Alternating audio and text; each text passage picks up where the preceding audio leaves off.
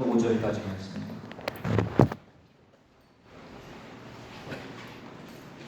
성경 제1페이지 창세기 1장 1절부터 5절까지 말씀.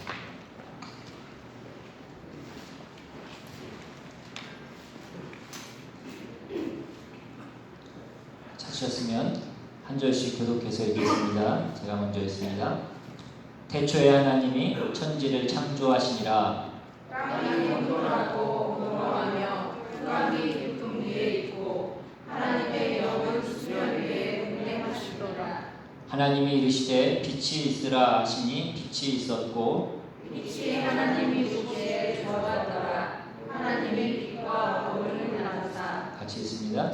하나님이 빛을 낮이라 부르시고 어둠을 밤이라 부르시니라. 저녁이 되고 아침이 되니 이는 첫째 날이니라. 아멘. 잠시 기도하겠습니다.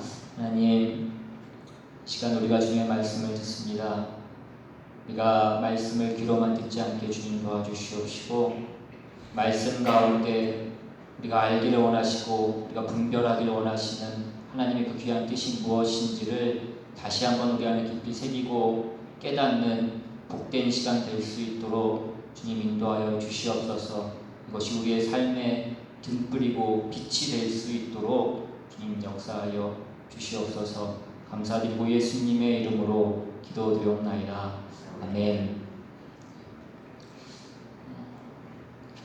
계신 분들은 다 이렇게 지금 부부가 앉아 계신 분들이 많이 있는데, 여러분은 여러분의 배우자에 대해서 잘 알고 계신다고 그렇게 생각을 하십니까? 수십 년을 함께 살아온 부부들도 그 싸울 때는 서로를 향해서 당신은 날 잘 몰라 라고 그렇게 얘기하는 것을 우리는 가끔 잘 보게 됩니다. 우리는 서로를 잘 모를 뿐만 아니라 사실은 자기 자신도 잘 모르는 그런 존재들입니다.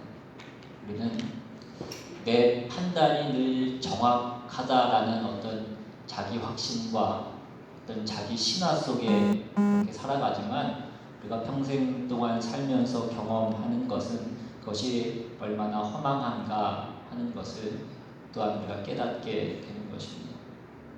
어떤 사람이 식당에 가서 자기 지갑을 잃어버리고 나서 지갑을 찾다가 식당에는 내가 절대 그 지갑을 놓지 않았을 것이다 그렇게 생각을 해서 식당에는 절대로 찾아볼 생각도 하지 않고 있다가 한참 뒤에 그 식당에서 연락이 와서 나중에 그 지갑을 찾았다라는 그런 이야기를 들은 적이 있습니다. 아마 우리도 이와 같은 경험들을 아마 많이 하면서 살아갈 것입니다. 이것은 내가 절대 안 했다라고 생각하고 확신했지만 그것이 아닌 것으로 후에 밝혀지게 되는 경우들.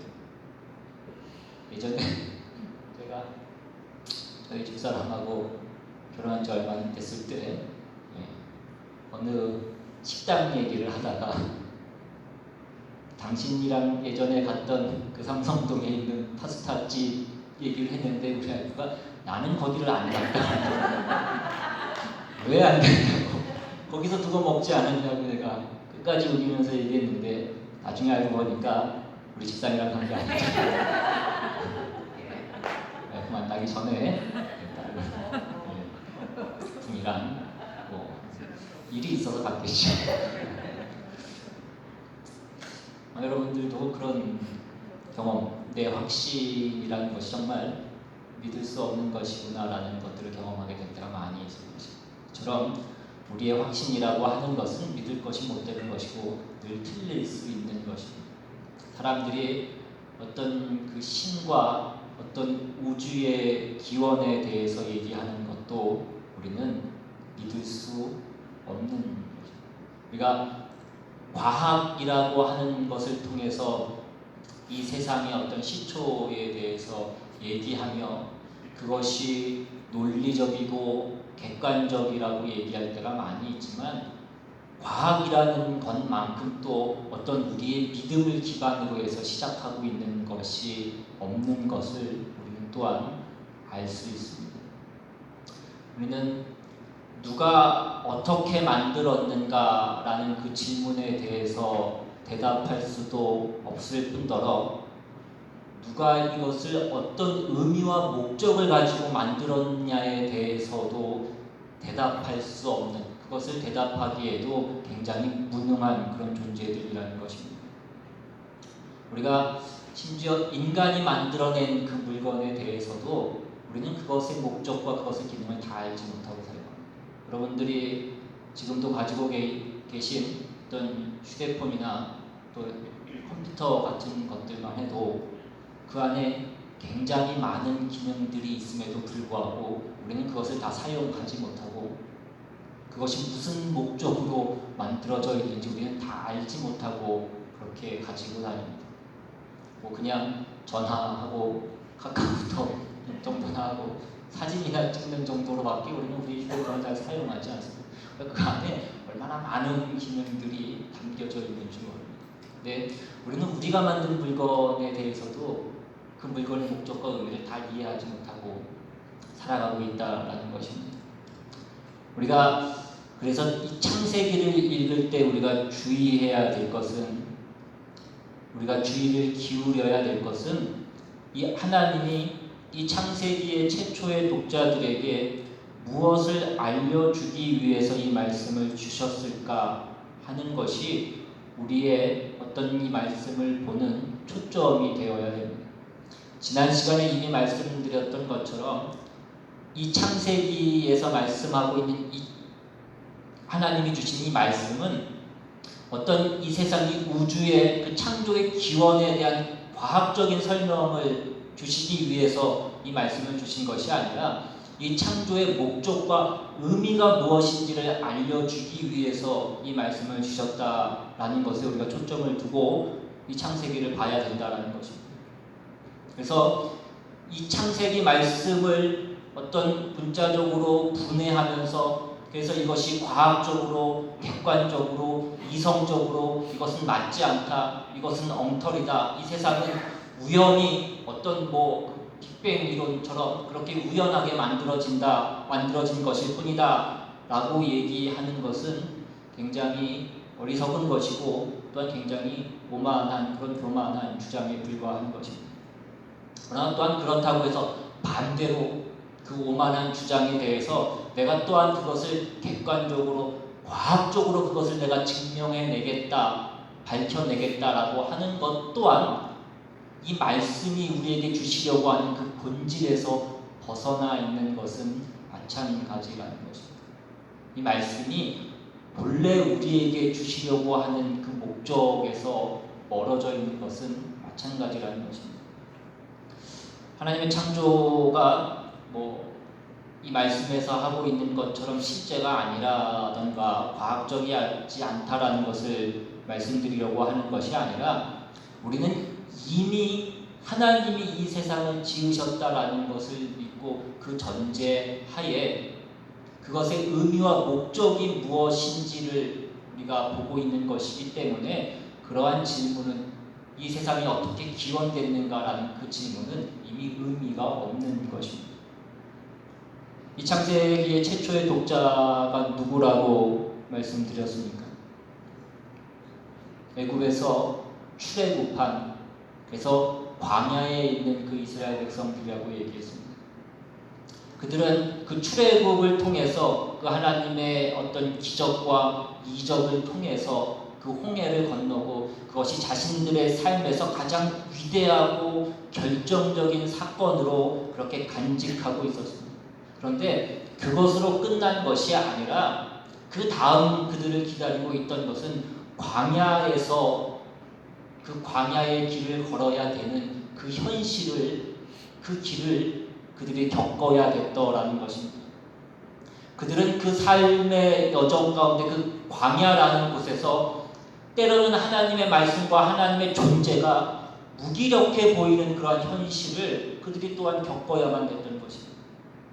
내가 가진 그 신앙이라고 하는 것이 정말 내 인생의 답이 되어줄 수 있는 것인가에 대해서 그들이 물을 수밖에 없는 어떤 그러한 상황 가운데 그들이 처해 있었던 것입니다.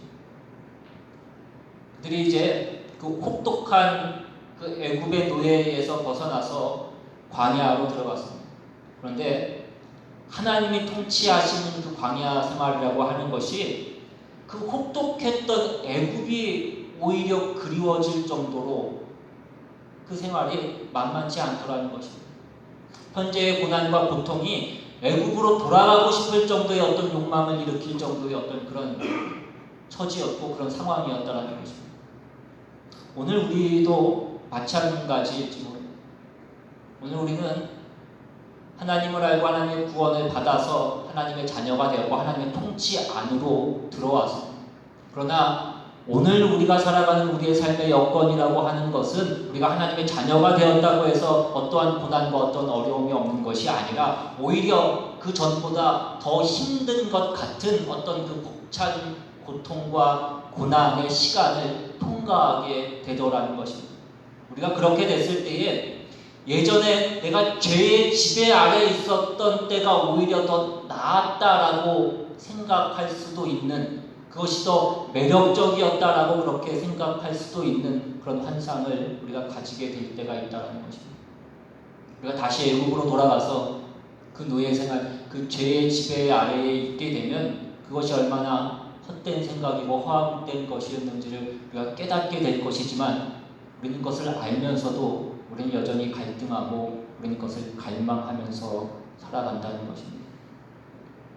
그런 이스라엘에게 그리고 예수 안에서 새로운 이스라엘이 된 우리에게 최초로 들려주시는 하나님의 말씀이 이 천지 창조라는 것입니다. 이 창세기에 묘사되어 있는 이 천지 창조라고 하는 것은 우리가 지난 시간에 살펴본 바와 같이 이스라엘 백성들을 그 종되었던 애굽에서 구원해 주시고 그 시내 산에 불러서 하나님의 거룩하심을 나타내시고 그들에게 계명을 주시고 하나님의 백성답게 살라고 하는 그 요구를 하시는 가운데에 그 이스라엘 백성들이 그러한 요구의 그 요구 앞에서 과연 하나님은 누구시고 우리는 무엇이길래 하나님이 우리를 구원하십니까? 하나님은 우리를 구원하셔서 어떻게 하시고 무엇을 만들려고 하시는 것인가? 하나님 왜 그렇게 하시는 것인가? 그 모든 질문들에 대한 답이 가장 중심적인 내용으로 이 창세기에 기록이 되어 있는 것입니다. 그래서 창세기 1장 1절에 등장하는 태초에 하나님의 천지를 창조하시니라 라는 이 표현은 말하자면 이 창조에 관하여 이미 모든 것을 함축하고 있는 가장 분명하고 종합적인 어떤 그런 선언인 것입니다. 여기서 말하는 태초라는 것은 시간의 시작을 얘기합니다. 천지라고 하는 것은 공간의 시작을 얘기하는 것입니다. 이것이 그 광야를 살아가던 이스라엘 백성에게 뿐만이 아니라 오늘날 21세기를 살아가는 오늘 우리에게도 너무나도 중요한 그런 말씀인 것입니다. 그 영원이라고 하는 그 하나님의 어떤 그 시간 가운데 어느 한순간 태초라는 그 시간과 천지라고 하는 그 공간이 창조가 되어서 그 공간 안에 시간이 흐르기 시작하게 된 것입니다.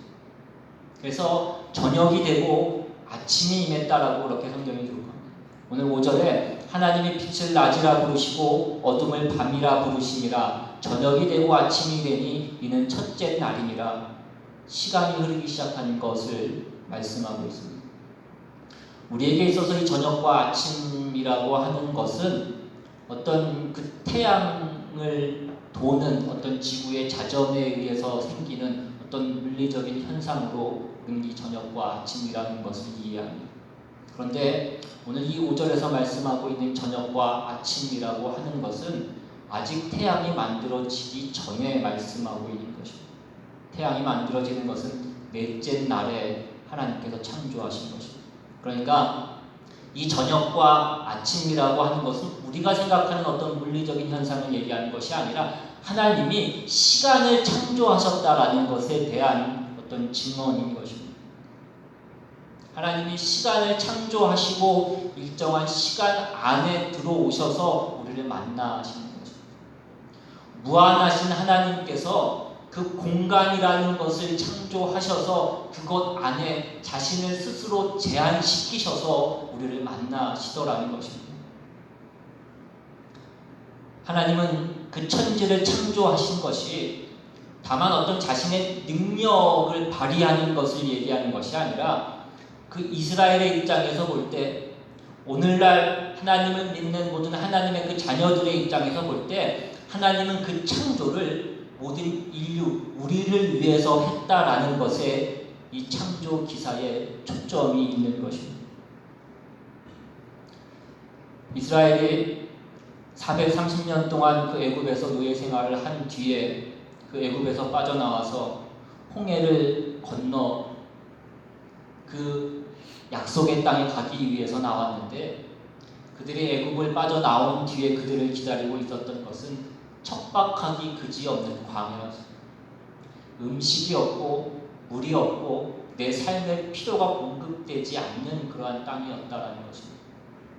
그런데 그들에게 필요했던 것은 어떤 그런 세상적인 필요가 아니라 그들을 위해서 천지를 지으신 그 모든 세상 만물을 만드신 그 하나님을 알고 그 하나님을 바라보는 것이었다라는 것이 이 창세기가 우리에게 말씀해 주는 내용인 것입니다.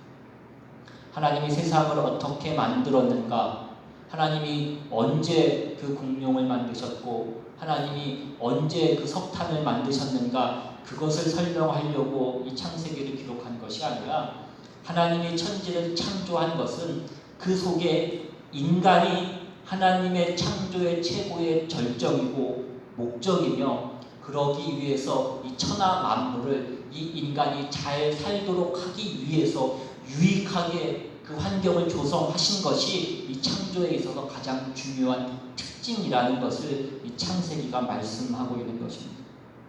그러니까 천지를 지으신 하나님, 그러면 그냥 단순하게 어떤 초자연적인 능력과 세상과 우주를 만드신 하나님 정도가 아니라 나를 위하여 이것을 만드신 하나님, 말하자면 나의 하나님, 나의 아버지라는 그 초점으로, 그 시선으로 우리를 모아가고 있는 것입니다.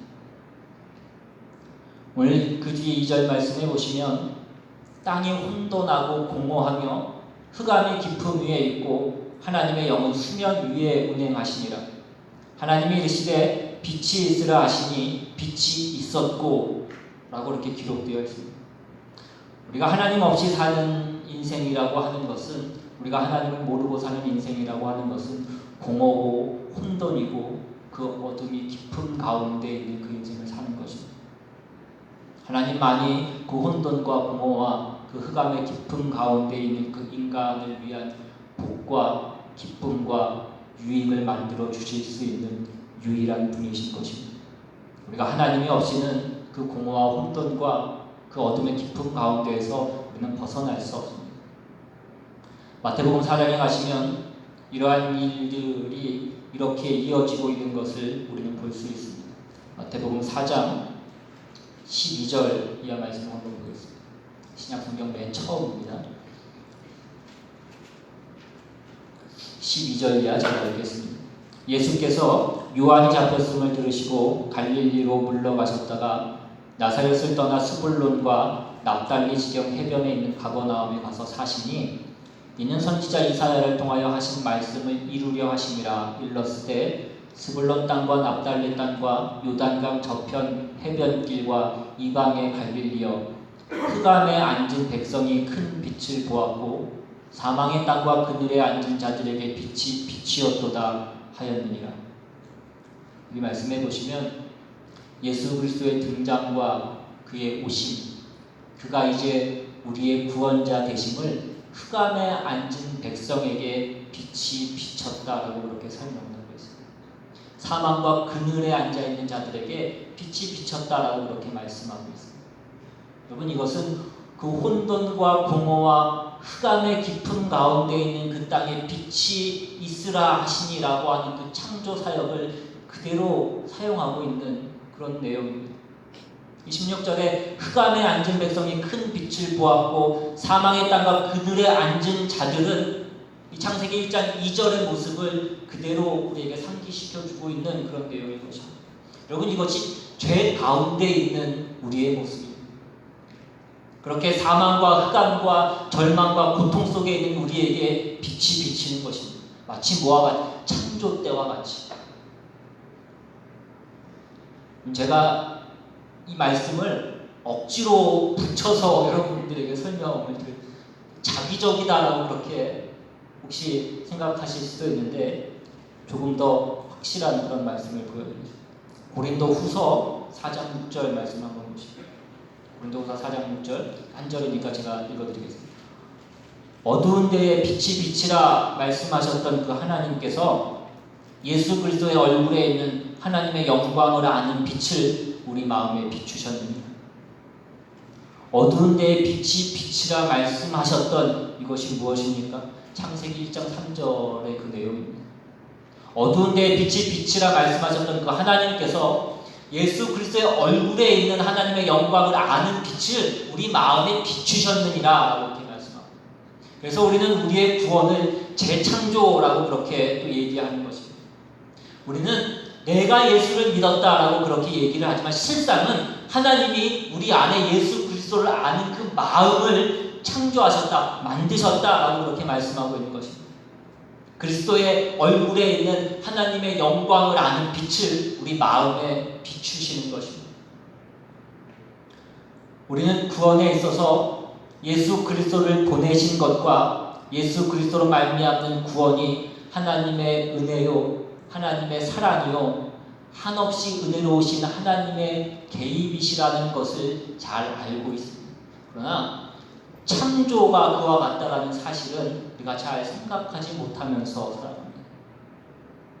창조가 그냥 자연계를 만들어 놓은 우리와는 무관한 어떤 물질 세계를 창조한 것만을 우리에게 말씀하는 것이 아니라 우리를 위하여서 마치 어느 왕이 자기 자식을 위하여서 그 집을 짓고 그 정원을 만들고 그 뼈대를 어떻게 세우고 그 난방을 어떻게 하고 그 침대를 어떻게 갖다 놓고 그 의자를 어디에 놓고 그 정원을 어떻게 가꾸고 이러한 것들을 얘기하는 것처럼 그렇게 우리 모든 인류를 위하여서 하나님이 자기 형상을 닮은 자기 백성에게 자기 자녀들을 위하여서 하나님이 그렇게 천지를 창조하셨다는 것입니다.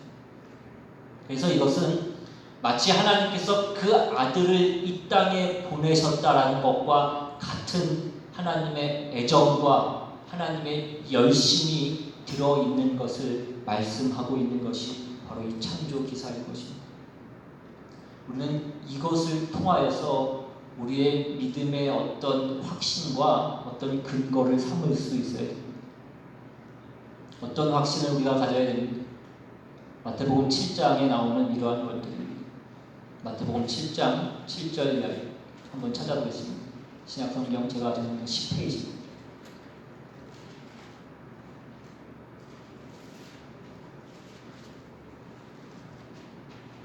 (7절) 이하에 구하라 그러면 너희에게 주실 것이요 찾으라 그리하면 찾아낼 것이요 문을 두드리라 그리하면 너희에게 열릴 것이니 구하는 이마다 받을 것이요 찾는 이는 찾아낼 것이요 두드리는 이에게는 열릴 것이니 너희 중에 누가 아들이 떡을 달라 하는데 돌을 주며 생선을 달라 하는데 뱀을 줄 사람이 있겠느냐. 너희가 악한 자라도 좋은 것을 자식에게 줄 줄 알거든 하물며 하늘에 계신 너희 아버지께서 구하는 자에게 좋은 것으로 주시지 않겠느냐. 여러분, 이 말씀이 여러분 마음에 와 닿으시고 이 말씀이 실감이 되십니까? 우리가 이 말씀을 읽으면서도 우리는 이 말씀이 우리 마음에 잘 와닿지 않고 실감이 되지 않을 때가 많이 있어요. 우리가 이것이 성경의 말씀이니까 이 말씀이 틀린 것은 아니겠지만 이 말씀이 실제인 것처럼 그렇게 잘 느끼면서 살아가지는 못하더라는 것입니다. 너희가 악한 자라도 좋은 것으로 자식에게 줄 줄 알거든 하물며 하늘에 계신 너희 아버지께서, 여기서 말하고 있는 이 하물며라는 이 말씀이 주는 어떤 그 감동과 감격이 우리에게 잘 있지 않습니다. 왜 그렇습니까? 어떤 우리의 육신의 아버지가 나한테 그러시지 않은 것처럼 느껴져서 그럴 수도 있지만 우리는 그 하늘의 아버지가 이 땅의 아버지보다 우리 부모의 사랑 이상으로 우리를 사랑하신다라는 것을 우리는 잘 느끼지 못하고 우리는 잘 실감하지 못하더라는 것입니다. 그러나 성경은 그렇다고 우리에게 말씀하고 있습니다.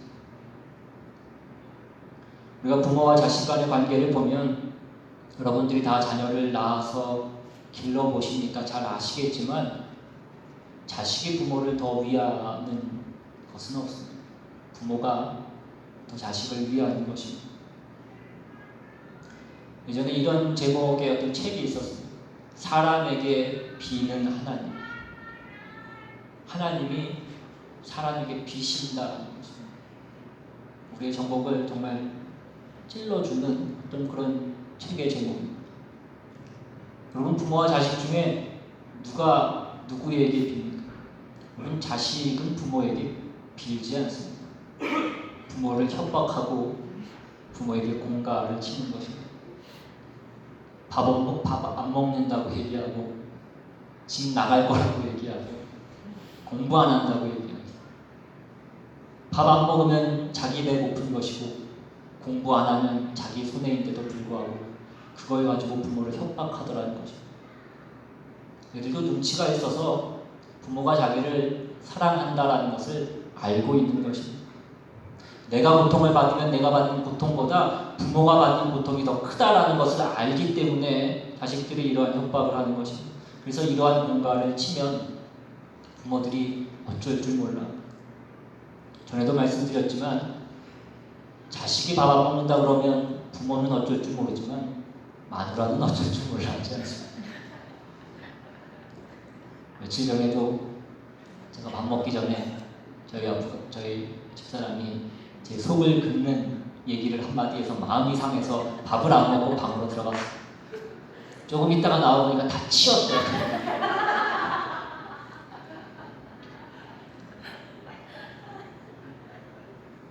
부모는 그렇지 않습니다. 그런데 우리는 하나님을 생각할 때는 이러한 마음을 잘 갖지 못하더라는 것입니다. 우리는 그 하나님을 마치 심판관 같이 생각해서 그 하나님이 우리가 하는 걸 보고 점수를 매겨서 잘하면 상 주시고 못하면 벌 주시는 그런 무섭고 그런 먼 하나님으로만 우리는 그 하나님을 생각하더라는 것입니다. 그래서 우리가 하나님 앞에 뭘 요구하려면 언제나 뭘 하나 들고 가야 된다고 생각하는 것입니다. 하나님, 내가 이렇게 열심히 헌신하고 봉사하고 내가 헌금 생활 열심히 할 테니까 하나님 이거 하나만 나를 좀 해결해 주십시오.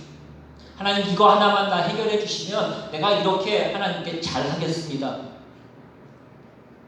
우리가 이런 식으로 밖에는 하나님을 못 찾아가더라는 것입니다. 우리는 그 하나님이 사랑의 하나님이라는 것을 놓치고 우리의 아버지시라는 것을 놓치고 있는 것입니다. 그래서 우리는 늘 하나님께 거래를 하라고 하고 최소한 우리가 구하는 것을 얻을 만한 무언가를 바쳐야 된다고 우리는 생각을 하는 것입니다. 여러분, 이것이 사실은 우리의 신앙에 있어서 가장 큰 걸림돌이 되고 있는 것입니다. 사랑에 의한 그 확신이 없는 것입니다. 그래서 성도님들에게 그 구원에 대한 것을 여쭤보면, 구원의 확신에 대한 것을 여쭤보면 늘 자신 있게 대답하는 분들이 많이 없어요. 늘 우물쭈물하고 자신이 없고. 왜 그렇습니까? 내가 한 것을 돌아보니까, 내가 한 것을 기반으로 해서 생각하니까 그것이 자신이 없는 것입니다. 예수 그리스도를 주신 하나님의 사랑인가 다 말하면서도 하나님이 이미 태초에 천지를 창조하실 때부터 우리를 위해서 만드시고 편을 드시고 사랑하셔서 그 모든 것을 우리에게 다 주셨다라는 것을 우리가 잘 모르면서 살아가더라는 것입니다. 성경에 보시면 인류가 타락하자, 인류가 하나님께 범죄하자, 하나님을 배신하자, 하나님이 세상을 저주했다라고 그렇게 말씀합니다. 여러분, 이것이 무엇을 의미하는 것인지 잘 모르시겠습니까? 하나님이 우리를 얼마나 사랑하셨는지를 말씀하고 있는 내용입니다. 너희가 악한 자라도 좋은 것으로 자식에게 줄 알거든 하물며 하늘에 계신 너희 아버지께서 구하는 자에게 좋은 것으로 주시지 않겠느냐. 여러분, 이 말이 여러분에게 낯설게 들리시면 안 돼요. 어떤 하나님이신지를 우리가 알아야 된다는 거죠. 여러분, 이러한 일들은 구약의 성도들에게도 일찍이 이해되어져 왔던 내용입니다. 시편 121편에 보시면 여러분 잘 아는 내용이니까 제가 읽어드리겠습니다. 내가 산을 향하여 눈을 들리니 나의 도움이 어디서 올까? 나의 도움은 천지를 지으신 여호와에게서로다. 여호와께서 너를 실족하지 아니하게 하시며 너를 지키시는 이가 졸지 아니하시리로다. 이스라엘을 지키시는 이는 졸지도 아니하시고 주무시지도 아니하시리로다. 여호와는 너를 지키시는 이시라. 여호와께서 내 오른쪽에서 내 그늘이 되시나니 낮에 해가 너를 상하게 하지 아니하며 밤에 달도 너를 해치지 아니하리로다. 나의 도움이 어디서 온다고 얘기합니까? 천지를 지으신 여호와에게서 온다라고 그렇게 얘기합니다. 하나님이 다만 초월적인 어떤 능력을 가지신 그 하나님만이 아니라 우리를 위하여서 천지를 지으신 하나님이시라는 것입니다. 우리가 예전에 영화나 드라마 같은 데 보면 그 사랑하는 연인들이 나와서 서로 막 사랑의 대화를 속삭이면서 하는 대화 중에 하나가 저기 떠 있는 저 달을 보라고 그러고 별을 보라고 그러고 저 달을 따다 달라고 그러고 따다 준다고 막 달려가고. 우리 지금 그 얘기를 하고 있는 것과 마찬가지입니다. 여호와는 너를 지키시는 이시라. 여호와께서 내 오른쪽에서 내 그늘이 되시나니 낮에 해가 너를 상하지 못하게 하고 밤에 달도 너를 해치지 아니하리로다. 하나님이 해도 따다 주시고 달도 따다 주시고 별도 따다 주시는 하나님이시라는 것입니다. 우리가 이러한 말씀을 들어도 감격이 없는 이유는 우리가 이것을 실감하지 않으면서 살아가기 때문인 것입니다. 하나님이 너를 위하여 해도 짓고 달도 짓고 별도 지었는데 무슨 걱정이냐 이렇게 얘기하시는 것입니다. 이 시편 121편을 쓴 사람이 처음에 뭘로 시작합니까? 내가 산을 향하여 눈을 들리라. 나의 도움이 어디서 올까? 정말 해답이 없는 그 절망의 상태에서 그가 무엇을 깨닫는 것입니까? 천지를 지으신 하나님, 해와 달과 별을 나를 위해서 만드신 하나님, 그것이 성경이 우리에게 주고 있는 답인 것입니다. 여러분, 오늘 우리의 삶의 정황 가운데 여러 가지 어려움들이 있을 것입니다. 어떤 사람으로 인하여서, 어떤 문제로 인해서, 또 자식들로 인해서, 어떤 관계로 인해서 그 모든 것에 대한 답이 성경이 우리에게 말씀하시는 바로 이 내용입니다.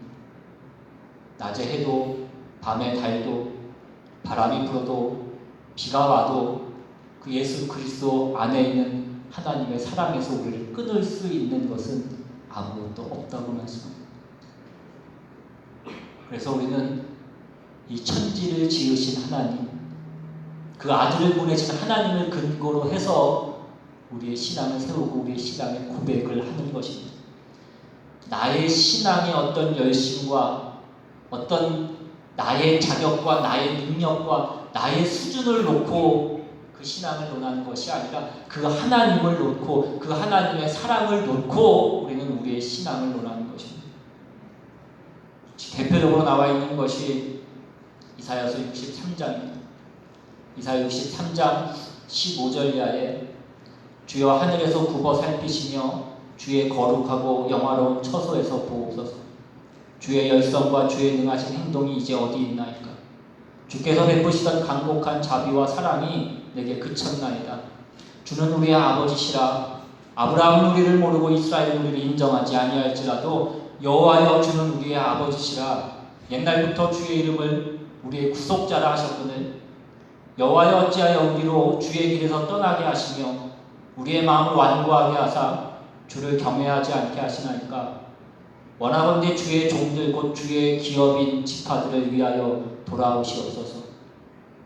여러분, 이 대목은 이제 이스라엘이 하나님 앞에 범죄하여서 바벨론의 포로가 된 현실에서의 한탄이고 회개이고 또 하나님의 구원을 요구하는 그 현실 가운데 그 시대적 배경을 가진 그런 장면입니다. 이 기도의 핵심이 무엇입니까? 하나님은 우리의 아버지 아니십니까? 여러분, 부모와 자식이라고 하는 것은 그 관계가 바뀔 수 없는, 그 관계가 끊어지지 않는 것입니다.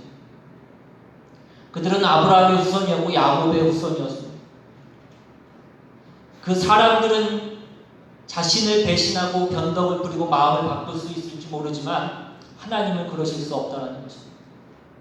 그들은 우리를 모른다고 할 수 있을지라도 하나님은 그러실 수 없다는 것입니다. 하나님은 우리의 아버지십니다. 우리를 만드신 분이십니다. 천지를 지으시고 그 아들을 보내신 하나님이십니다. 우리의 잘못이나 우리의 못난 것으로 인하여서 우리를 그냥 내버려 두시는 하나님이 아니십니다. 이대로 우리를 그냥 내버려 두시면 하나님은 하나님이 아니십니다. 그 고백을 하고 있는 것입니다. 여러분, 이것이 기독교 신앙의 본질인 것입니다. 우리는 우리의 열심이나 우리의 자격이나 우리의 조건이나 우리의 어떤 공로로 우리가 보상을 받는 어떤 종교를 믿는 것이 아니라 하나님의 어떠하심, 하나님의 그 사랑하심, 하나님의 그 자비하심, 하나님의 그 은혜로우심, 하나님의 그 거룩하심, 그 선하심, 그러니까 그것을 근거로 하여서 이 기독교라는 것이 서는 것입니다. 이 세상과 인류라는 것이 존재하고 있는 것입니다. 이것이 우리로 하여금 우리가 지금 가장 나쁜 형편에 있다고 할지라도 우리에게 그 믿음을 놓지 않게 하는 것이고 우리가 소망을 가지고 우리의 운명을 기다릴 수 있게 해주는 것입니다. 여러분, 우리의 신앙의 현실이라고 하는 것은 늘 자랑할 수 있고 자신의 찬 날들은 별로 거의 있지 않습니다. 성경은 우리는 다 부정한 자 같아서 우리의 의는 다 더러운 옷 같다라고 그렇게 말씀합니다. 우리가 여기에서 나는 아니다라고 할 수 있는 사람은 없습니다. 그러나 기독교의 진리요 그 복음의 복음됨은 우리의 못난 것에도 불구하고 하나님이 우리를 지으셨을 때 복 주시겠다라고 약속하신 것입니다. 우리의 모든 절망과 우리의 모든 못남 속에 하나님께서 개입하시고 구원하시고 고치시고 우리를 사랑하시는 그 사랑으로 우리의 운명을 결과시킨다라는 그런 사실인 것입니다. 그분이 우리의 아버지십니다. 우리는 우리의 인생을 우리가 책임지는 것이 아니고 우리에게 허락된 그 복과 그 은혜를 우리가 망칠지라도 우리가 망가뜨리는 그 짓을 할지라도 하나님은 그대로 놓아두시지 않으시는 그런 하나님이신 것입니다. 그 혼돈과 그 공허와 그 흑암의 깊은 가운데 있는 우리들에게 그 빛을 비추시사 주의 이름을 부르는 그 모든 영혼들을 결국 복되게 하시며 영화롭게 하시며 항복과 찬양을 드리는 자들로 하나님께서 만드신다라는 것입니다. 이것이 우리의 믿음의 소망이고 근거고 자랑인 것입니다. 우리가 이 믿음을 가짐으로 그 믿음을 가진 자답게 오늘 우리의 삶을 살아가시는 저와 여러분 다 되시기를 주님의 이름으로 축원합니다. 시간 찬양하고 기도하기 원합니다. 하나님은 너를 지키시는 자 너희 우편에 그늘 계시니 낮에 해와 밤의 달도 너를 해치 못하다. 여러분, 이 말씀이 이 찬양이 우리 삶 가운데 늘 실제로